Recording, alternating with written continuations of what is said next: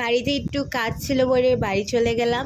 তারপরে আমি আর বোন মিলে সোনাকে নিয়ে ডাক্তার দেখাতে চলে গেছিলাম, কারণ সোনার শরীরটা না অনেক দিন ধরে একটু খারাপ হয়েছিল।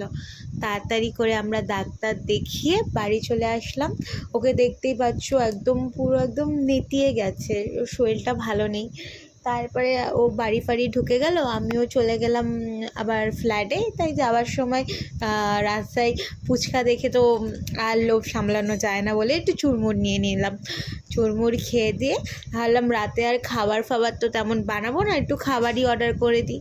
এই ভাবতে ভাবতে আমি মাটন বিরিয়ানি অফারে পাচ্ছিলাম বলে আনিয়ে নিয়েছিলাম। আর ওদিকে মায়ের তো প্লেন খাবার ছিলই, তো মা ওই প্লেন ভাত আর তরকারি খাচ্ছিলো, আর আমি এদিকে মাটন বিরিয়ানি খাচ্ছিলাম। সত্যি মাটন বিরিয়ানিটা ভালো ছিল, অফারে ছিল বলে কোয়ান্টিটিটা কম দেয়নি, অনেকটাই দিয়েছিল।